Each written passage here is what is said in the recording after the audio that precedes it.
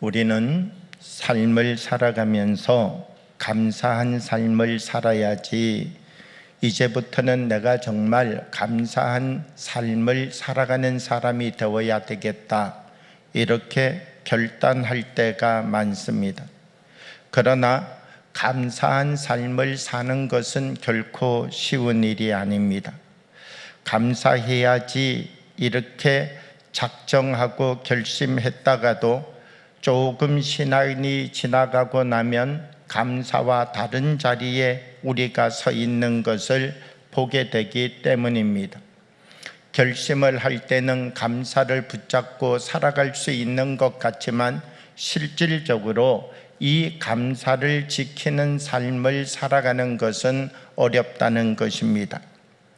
필립 왓킨스라고 하는 분이 감사와 행복한 삶이라고 하는 책을 썼습니다.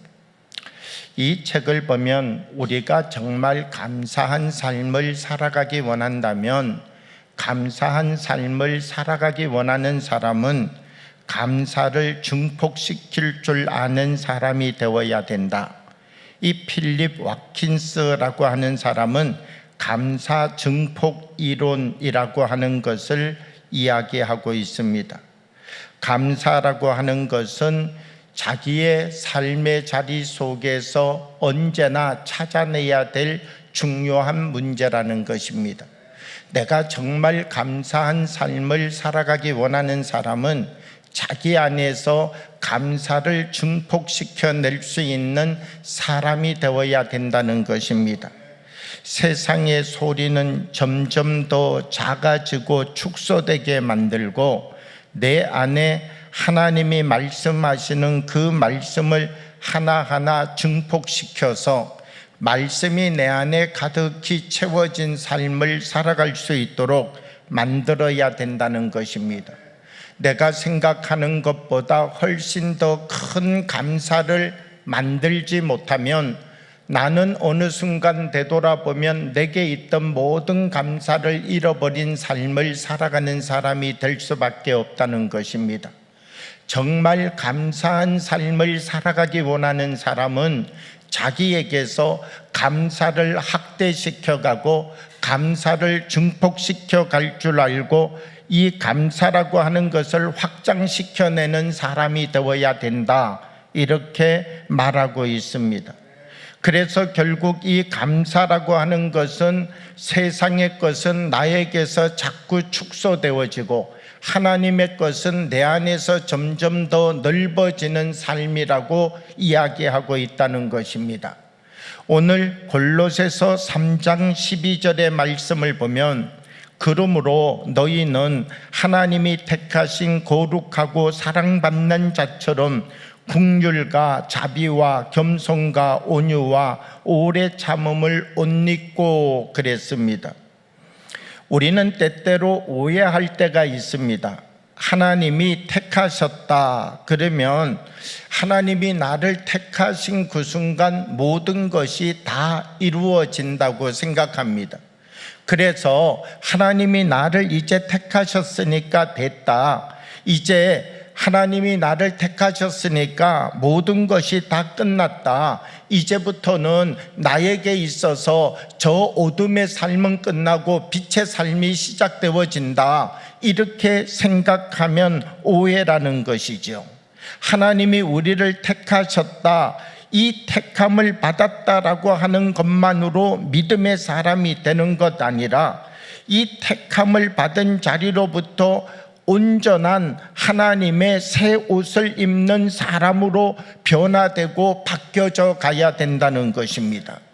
사도 바울은 우리들에게 하나님이 택하신 사람은 어떤 옷을 입고 살아야 되느냐, 긍휼과 자비와 겸손과 온유와 오래 참음을 옷 입는 사람이 되어야 된다. 그러니까 예수님을 믿고 믿음으로 삶을 살아가는 사람의 모습을 보게 되면 어떨 때는 긍휼의 옷이 보이고, 어떨 때는 자비의 모습이 보이고, 어떨 때는 겸손의 모습이 보이고, 어떨 때는 온유의 모습이 보이고, 어떨 때는 오래 참음의 모습이 보이도록 옷을 입고 살아가는 사람이 되어야 된다라고 하는 사실을 이야기하고 있다는 것입니다. 옛날 왕들을 만나러 가려고 하면요, 내가 입던 옷을 그냥 입고 왕을 만나러 갈 수가 없습니다. 왕을 만나기 위하여서는 예복을 입어야만 왕 앞에 나갈 수가 있었다는 것이죠. 어떤 사람이 왕을 만나러 가는데 나는 괜찮습니다, 나는 그런 옷 안 입어도 됩니다, 내가 아끼던 이 옷을 그냥 입고 왕에게 가서 왕을 만나기 원합니다. 그래서 자기가 입고 있던 옷을 그냥 입고 왕에게 가게 되면 왕을 모욕하는 것과 같았다라고 하는 것이죠. 그래서 그런 옷을 입고 왕을 찾아가서 왕궁에서 만날 수도 없지만 그 누군가가 고집을 부려서 자기가 입고 있던 옷을 그대로 입고 왕이 있는 처소로 들어오게 되어지면 처벌을 받게 되어져 있었던 것이죠. 왕을 만나기 위하여서는 왕을 만날 수 있는 예복을 입어야만 그 자리에 들어가고 그 자리에 들어가서 그 특권을 누릴 수 있는 사람이 되었다라고 하는 것입니다. 로마 시대 신분에 따라서 그 사람이 입는 옷의 색깔이 달랐습니다. 신분에 따라서 그 사람이 사용할 수 있는 모자가 달랐습니다. 그 사람이 어떤 옷을 입고 어떤 색깔의 옷을 입을 수 있느냐는 자기가 돈이 있다고 함부로 그 옷을 사 입을 수는 없었습니다. 우리나라도 마찬가지입니다. 우리나라도 임금만 입을 수 있는, 왕만 입을 수 있는 색깔의 옷이 있었던 것이죠. 만약 신하가 왕과 똑같은 색깔의 옷을 입고 다닌다면 그때 당시의 눈으로 보면 능지처참을 받아야 될 중대한 범죄였다라고 하는 것입니다. 오늘 성경은 우리들에게 어떤 말씀을 해주고 있는가라고 하면 우리 모든 사람들이 예수 그리스도를 믿고 하나님의 자녀가 되고 예수 그리스도를 옷 입는 사람이 되어지게 되면 이제 새 사람이 되는 것으로만 끝나는 것 아니라 새 사람의 신분에 맞는 삶을 살아가야 된다는 것이죠. 그 사람을 보게 되면 나는 예수 믿는 사람이야, 나는 예수 믿는 사람인데 내 안에서 예수님 향기는 하나도 나타나지 않는 것이죠. 그러면 정말 예수 믿는 사람인가? 정말 예수 믿는 사람은 내가 예수 믿는 사람이야를 나의 입으로 말하는 것도 중요하겠지만 그 사람의 삶의 모습을 통하여서 이 사람이 정말 예수 믿는 사람이라고 하는 사실을 보여주고 나타내는 것, 이것이 더 중요한 것이죠. 그러니까 저 사람은 예수 믿는 사람인데 얼마나 겸손한지 몰라, 저 사람은 예수 믿는 사람인데 얼마나 그 마음속에 사랑이 많은 줄 몰라, 저 사람은 예수 믿는 사람인데 얼마나 오래 참음의 능력을 가지고 있는지 몰라. 사람들이 자기가 가지고 있는 그 악한 모습을 보여주어도 그것을 다 받아서 선한 하나님의 영향력을 나타내는 사람이야. 그러니까 예수 믿는 사람은 내가 입으로 예수님 믿습니다라고 고백하는 것뿐만 아니라 우리의 삶의 모습 속에 예수 그리스도를 옷 입고 살아가는 그 모양, 그 모습을 드러내고 보여주는 사람이 되어야 된다는 것입니다. 그럼 예수 믿는 사람은 이런 옷 입고 사는데 예수님 믿지 않는 세상의 사람들은 어떤 옷을 입고 있는가? 골로새서 3장 8절과 9절의 말씀을 보면요, 이제는 너희가 이 모든 것을 벗어버리라. 곧 분한과 노여움과 악의와 비방과 너희 입에 부끄러운 말이라. 너희가 서로 거짓말을 하지 말라.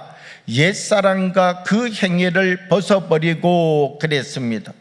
이 세상의 사람들을 보면은요, 분한과 노여움과 악의와 비방과 부끄러운 말과 거짓말, 이런 것들을 행하는 옷을 입고 있다는 것입니다.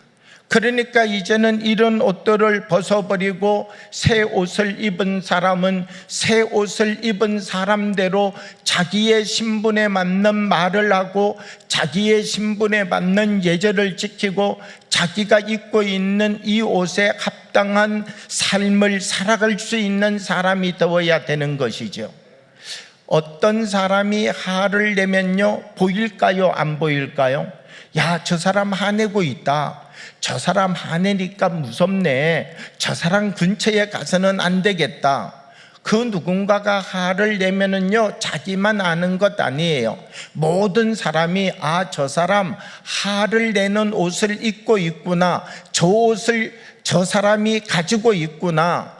저 사람이 저 옷을 장롱 속에 넣어놓는지는 모르지만 또 서랍 속에 넣어놓는지는 모르지만 저 옷을 언제라도 꺼내서 입을 수 있는 저 사람의 옷이 있구나. 화를 내게 되면 말이에요, 저 사람이 화를 내는 것 자기 자신만 알고 끝나는 것 아니라 그 화를 내는 옷을 가지고 있다는 사실을 모든 사람이 다 보고 알 수 있다라고 하는 것이죠. 그러므로 우리가 삶을 살아가는 데 있어서는 이제는 우리가 예수님을 믿는 사람이 되었다면 과거의 옷, 옛사람의 옷을 벗어버리고 이제는 하나님 말씀 안에서 온전하여져서 하나님이 우리에게 주시는 더 큰 은혜의 삶을 살아가는 사람이 되어야 된다는 것입니다. 옷은 입었는데 어떻게 이 옷을 입어야 하는가? 내 옷이 되도록 입어야 되는 것이죠. 겸손하라 그러는데 이 겸손이 내 것이 아니에요.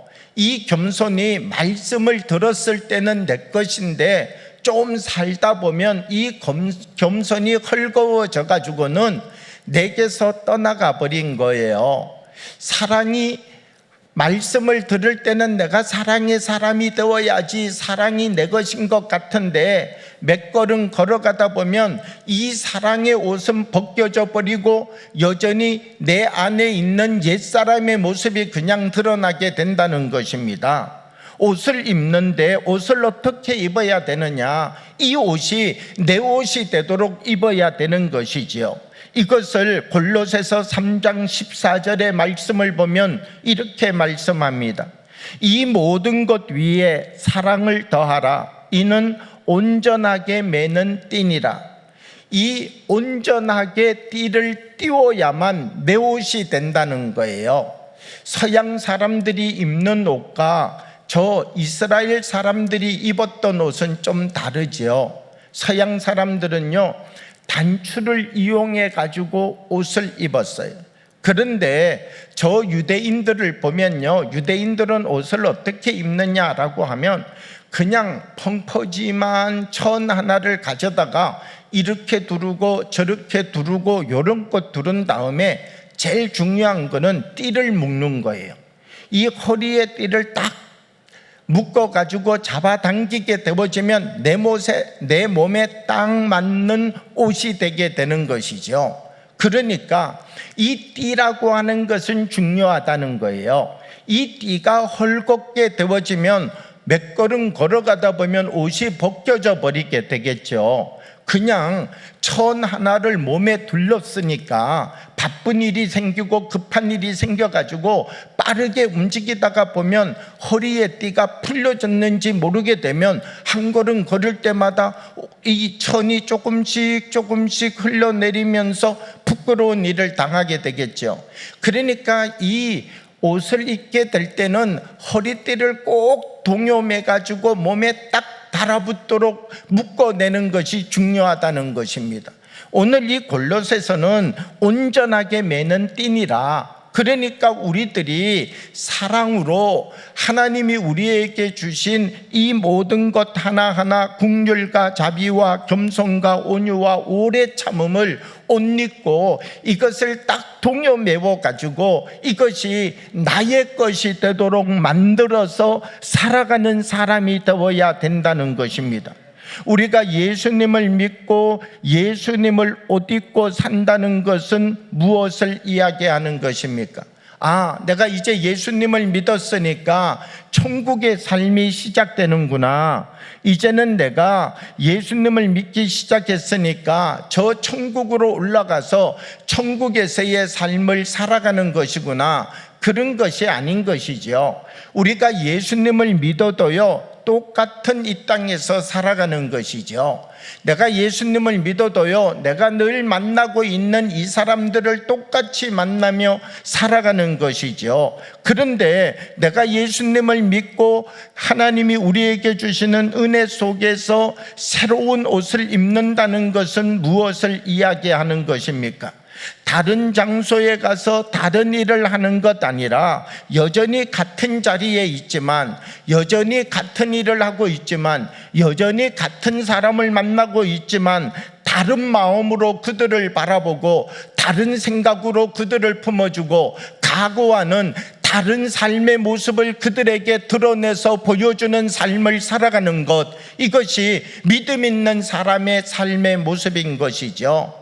과거에 우리가 보여주었던 그 모습이 아니라 내가 예수님을 믿는다는 것은 나로부터 이제 새로운 삶이 시작되었습니다. 나로부터 이제는 예수님이 드러나는 삶을 살아가는 사람이 되었습니다라고 고백하고 말하는 자리가 바로 우리가 예수님을 믿는다라고 고백하는 자리라는 것입니다.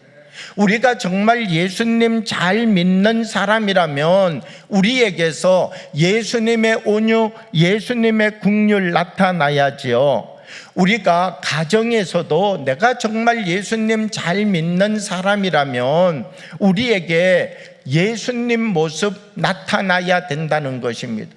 여러분, 우리가 누구에게 가장 우리의 본질적 모습을 보여주기가 쉽습니까? 가까운 사람이죠. 함께하는 사람이죠. 그런데 여러분, 우리 남편이 예수 믿고 사람이 바뀌었다. 아내가 은혜를 받을까요? 안 받을까요? 우리 아내가 예수 믿고 사람이 바뀌었다. 남편이 은혜를 받을까요? 안 받을까요? 우리는 부부이지만 예수님을 믿으면 서로에게 삶이 바뀌어진 모습을 보여주는 영향력을 드러내는 사람이 되어야 된다는 것입니다. 남편이 교회 갔다가 와가지고 기도를 좀 하면 아내가 그렇게 기도한다고 사람이 바뀌나, 기도하기보다는 가가지고 좀 설거지도 하고 좀 방도 치우고 그래야지. 그러면 남편 선생님께서 속에서 다시 어떤 옷을 꺼내 입는다고요? 다시 분노의 옷을 꺼내 입고는 그래, 내가 앞으로는 이런 모습을 보여주나 봐라. 그리고는 그냥 악한 삶의 자리로 되돌아가게 된다는 거예요. 부부도 서로에게 예수님 믿는 사람은 선한 영향력을 드러내는 사람이 되어야 되는 거예요. 우리가 직장에 가서도 예수 믿는 사람은 어떤 삶의 모습을 보여주어야 된다는 거예요. 혼자 기도하고 혼자 성경 읽는데 다른 사람들에게 선한 영향력을 드러내지 못한다면 내가 입고 있는 이 옷이 나와 함께 직장생활을 하고 있는 사람들과 똑같은 옷의 모습을 입고 우리가 직장 속에 있다면 그들에게 어떤 영향력을 나타내고 드러내는 사람이 될 수 있겠는가라고 하는 것입니다.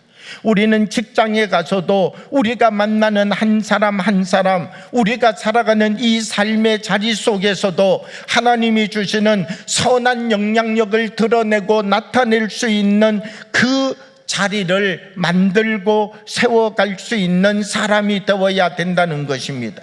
나의 직장이 바뀐 것 아닙니다. 내가 직장에서 만나는 사람들이 바뀐 것 아닙니다.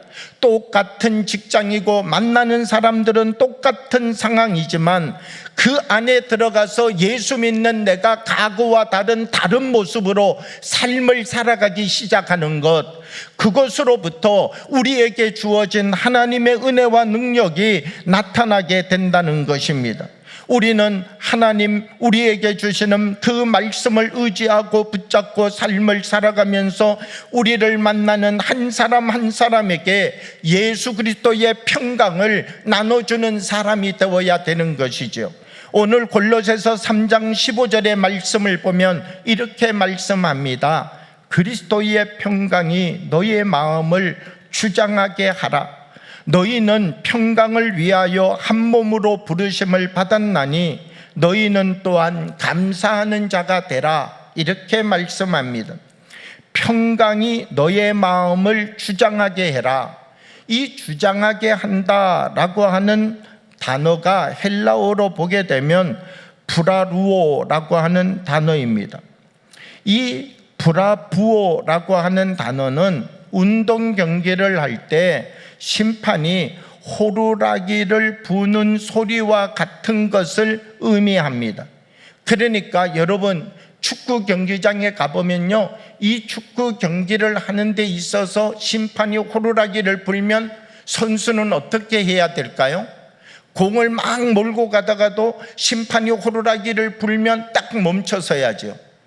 이 심판이 호루라기를 부는데 모든 선수가 딱 서 있어요. 내가 공을 붙잡고 있는데 옳지, 잘 됐구나, 이 기회에 한 골 넣어야지. 그리고 땀을 뻘뻘 흘리면서 뛰어가가지고 골을 넣으면은요, 박수 쳐주는 사람이 있을까요? 심판이 불러가지고요 노란 카드를 보여주는 거예요. 왜 보여줄까요? 너무 잘 뛰어가서 골을 넣었다고 보여줄까요? 너 호루라기 불었는데 왜 뛰었어? 호루라기 부르면 멈춰서야지. 호루라기를 불었는데 너 혼자 뛰어가면 어떻게 해? 심판이 호루라기를 딱 부는 순간 그 자리가 딱 멈춰서야 되는 것이죠. 그리고 심판이 말하는 이 말이 그 경기장에서 시작되어지는 출발점이 되어야죠. 여기서 브레이킥 차, 여기서 코너킥 차, 여기에서 지금 저 선수가 파울을 했으니까 여기서부터 다시 시작해. 심판이 딱 정해주면 그 심판이 정해주는 것으로부터 다시 경기가 시작되는 것이죠. 쉽게 이야기하면 오늘 이 하나님께서 우리에게 말씀해 주시는데 평강이 우리를 주장하게 하라는 거예요. 이 평강이 너희의 마음을 주장해야 감사하는 자가 될 수 있는데 평강이 너희를 주장하게 하라는 거예요. 다른 말로 이야기를 하게 되면 어떤 이야기인가라고 하면 내 안에 분한 마음이 생기는 거예요. 내 안에 저 사람 안 되겠다, 저 사람 저렇게 안 봤는데 왜 저 사람이 저럴까, 그러는 순간에 호루라기를 불으라는 거죠. 호루라기를 불어가지고 아니야, 그 생각은 예수님 주는 생각이 아니야, 그 생각은 이제는 버려내고 그 생각을 가지고 너가 있으면 안 돼. 그리고 호루라기를 불어서 그것은 몸 바깥으로 나가게 하고 예수님의 옷을 다시 입도록 하여서 경계하게 하는 것, 이 호루라기가 중요한 것이죠. 다른 생각 찾아올 수 있어요. 그러면 호루라기를 불어야 된다는 거예요. 부부간에도 말이에요. 우리가 이 부부로 삶을 살아가는 사람도 행복한 삶을 살아가기 원하면은요, 호루라기를 불 줄 알아야 된다는 거예요. 미움의 생각이 올라오면, 미움의 생각이 주장하면 어떻게 될까요? 그렇게 사랑하고 그렇게 아버지에게 뺨 맞으면서 저 여자 아니면 안 됩니다 그래가지고 결혼했는데 말이에요, 이 아버지에게 뺨 맞으면서도 사랑을 포기 못한다고 결혼했던 그 여자가 마귀처럼 보일 때가 있다니까요. 무엇을 주장하지 못하면요, 내 마음속에서 올라오는 미움을 주장하지 못하면요, 그러면 미움이 내게 올라올 때 어떻게 해야 된다고요? 평강이 주장하게 해라. 호루라기를 불어야죠. 그리고 그 생각은 예수님 주는 생각이 아니다. 그 생각은 나에게서 버려져야 될 생각이다. 그렇게 이야기를 하고 그 자리로부터, 그 생각으로부터 주님이 내게 주시는 말씀의 자리로 나를 다시 세워갈 수 있는 사람이 되어야 된다는 것입니다. 우리 한 사람 한 사람, 내가 하나님의 자녀가 되었다는 것은 예수님 호루라기 가지고 살아가는 것이죠. 세상의 파도가 찾아올 때 그 파도에 휩쓸려서 세상 사람처럼 살다가 주님, 이제는 이 모습 이대로 주님 앞에 나왔는데 받아주십시오 라고 하는 것 아니라, 믿음이 있고 말씀이 있는 사람은 다 하나님이 우리에게 주시는 이 말씀의 호루라기를 가지고서 우리 안에 다른 옷이 입혀질 때마다 하나님을 바라보고 이 호루라기를 불어가면서 한 사람 한 사람 우리의 믿음을 바로 세워가는 하나님의 경주자들이 되어야 된다는 것입니다. 오늘 우리는 이 세상 똑같은 삶의 자리이지만 다른 모습으로 살아갈 수 있는 주의 사람들이 되어야 된다는 것입니다. 그러면서 감사하는 자가 되라 이렇게 말하고 있습니다. 여러분, 감사하는 것과 감사하는 자가 되는 것은 어떤 차이가 있습니까? 감사하는 것은요, 누구나 감사할 일이 생기면 감사할 수 있습니다.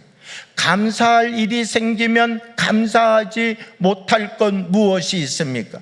그런데 안 좋고 힘든 일이 생기게 되면 원망하고 불평할 수 있는 것이죠. 그런데 감사하는 자가 된다는 것은 무엇인가 라고 하면, 어떤 일을 만나든지 내가 감사의 사람으로 살아가는 것입니다. 기쁜 일을 만날 때만 감사한 것 아니라 힘들고 어려운 일을 만날 때도 감사를 지켜가는 사람이 되게 되는 것이죠. 골로새서는 어떤 서신입니까? 옥중 서신이죠. 사도 바울이 감옥 속에서 쓴 서신이죠. 그러면 여러분, 감옥이라고 하는 자리에 갇혀 있게 되면은요, 기쁨이 넘칩니까? 마음속에 근심과 걱정이 넘칩니까? 이 감옥 속에 있으면은요, 감옥 속에서 기쁨이 넘칠 사람 누가 있겠습니까? 그런데 이 사도 바울은 감옥 속에 있으면서도요, 찬양하고 기도를 드렸다는 거예요. 이 사도 바울이 감옥 속에서 찬양하고 기도할 수 있었던 힘이 무엇으로부터 왔을까요? 그 마음속에 하나님이 주셨던 감사가 있었기 때문인 것이죠. 이 감옥 안에 갇힌 사람이 감옥 밖에 있는 사람을 위로해주고 용기를 준다는 것, 여러분, 우리가 아무리 생각해 보더라도요, 감옥 바깥에 있는 사람이 감옥 안에 있는 사람을 위로해야지, 어떻게 감옥 안에 있는 사람이 감옥 바깥에 있는 사람을 위로할 수 있다는 것입니까? 그런데 사도 바울은 감옥 안에서도 감옥 안에 있는 사람들이 보여주는 모습과 다른 모습을 보여주고 있다는 거예요. 감옥 안에 있는 사람들은요, 내가 저 사람 때문에 감옥에 들어왔는데, 저 사람이 이런 말을 해서 감옥에 들어왔는데, 저 사람을 내가 나가기만 하면 그냥 두지 않을 텐데, 이 감옥에 들어온 사람은 원망과 불평의 말이 얼마나 많은지 몰라요. 그런데 사도 바울은요, 똑같은 환경, 똑같은 상황, 똑같은 감옥 속에서 다른 모습을 보여주고 있다는 거예요. 그러면서 감옥 바깥에 있는 사람들을 향하여 무엇을 말하는가? 감사하는 자가 되라는 거예요. 지금 감옥 안에 있는 사도 바울이 감사한 일이 생기면 감사하고, 감사하지 않은 일이 생기면 원망하고 불평했다면 그가 사도 바울이 될 수 있었겠습니까? 그는 어떤 상황을 만나든지 어떤 조건을 만나든지 감옥 속에 있든지 감옥 밖에 있든지 그가 사람들에게 비춰주고 사람들에게 나타냈던 그의 모습은 감사하는 사람으로 살아갔던 모습이라는 것입니다. 사람마다 사정이 있지요. 더 건강하지 않아도, 하는 일이 더 잘 되지 않아도, 내가 계획하고 있는 대로 이루어지지 않는다 할지라도 감사하는 사람으로 살아가는 것. 그러면 하나님께서 어느 순간 옥문을 열으시고 우리에게 도저히 일어날 수 없는 하나님의 평강을 누리는, 더 놀랍고 큰 하나님 앞에 감사의 제목으로 우리의 인생의 삶을 살아갈 수 있는 하나님의 은총을 허락하여 주신다라고 하는 것입니다. 오늘 우리는 맥주 감사주의를 맞이하고 있습니다. 1년 중 절반의 시간이 지났다는 것입니다. 돌아보면 우리는 나의 힘으로 산 것 같고 원망의 시간이 많았던 것 같고, 또 되돌아보게 되면 나의 삶의 자리 속에서 성공한 것보다 실패한 것이 더 많은 것 같이 보여질지 모르지만, 우리가 감사의 눈을 떠서 우리의 살아왔던 6개월을 되돌아보게 되어지면 하나님의 은혜의 손이 우리를 붙잡고 계셨구나. 우리가 이 지난 6개월 왜 하나님이 내게 주셨던 감사를 되돌아보고 기억하고 우리의 마음 가운데 되새김질 하여야 되느냐라고 하면, 앞으로 살아가야 될 6개월의 이정표를 정해야 되기 때문이라는 것입니다. 사랑하는 여러분, 우리가 6개월의 삶을 무의미하게 살았다면 앞으로 6개월의 삶도 무의미하게 살 수밖에 없습니다. 그러나 우리 한 사람 한 사람 하나님이 우리에게 주신 말씀대로 나의 삶을 살아가면서, 말씀대로 내가 한 걸음 한 걸음 주님이 말씀하신 삶을 나의 몸속에 실천하는 삶을 살아가면서, 하나님 내게 주신 은혜가 이렇게 큰 것이 없군요, 내게 주신 하나님의 은총이 이렇게 큰 것이 없군요, 하나님이 나에게 복과 은혜를 허락해 주시었던 것이군요. 우리가 잃어버리고 보지 못하고 깨닫지 못했던 것들을 찾아내지 못한다면, 하나님이 우리에게 아무리 많은 것을 주신다 할지라도 우리는 누려가지 못하는 사람이 된다는 것입니다. 오늘 2024년 절반의 시간을 보내고 우리는 하나님 앞에 감사하고 있습니다. 하나님, 오늘 이 자리 우리가 있는 것 하나님이 주신 감사의 선물입니다. 오늘 우리가 말씀 앞에 다시 서서 한 사람 한 사람 하나님이 우리에게 주시는 감사의 눈을 뜨는 믿음의 지체들이 되어지기를 원합니다. 조지 하버트라고 하는 사람은 하나님 나에게 많이 주셔서 감사합니다. 그런데 내가 주님께 꼭 기도드릴 것 있는데 나에게 더 감사하는 마음을 주옵소서. 이것이 조지 허버트의 기도였다는 것입니다.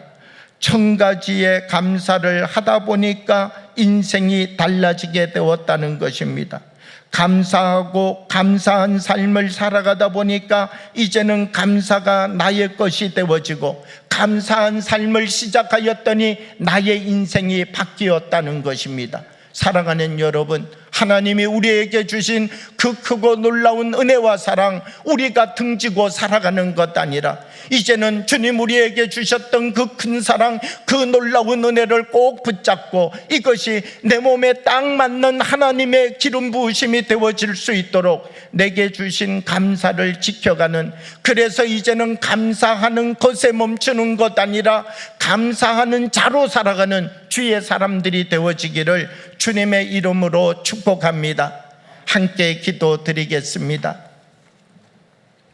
사랑의 아버지 하나님, 우리 가운데 성령으로 임재하여 주셔서 우리들 한 사람 한 사람 감사할 것이 있으면 감사하고 원망할 것이 있으면 원망하며 살아가는 것 아니라 이제는 감사하는 것을 넘어서서 감사하는 자로 살아가는 주님의 사람 되게 하여 주옵소서. 그리하여서 언제나 주님이 원하시는 예수 그리스도를 옷 입는 삶 살아가게 하여 주셔서 주님의 형상, 우리가 만나는 모든 사람들에게 보여주고 비춰주는 삶을 살아가는 믿음의 사람들이 되도록 인도하여 주옵소서. 예수님 이름으로 기도하옵나이다. 아멘.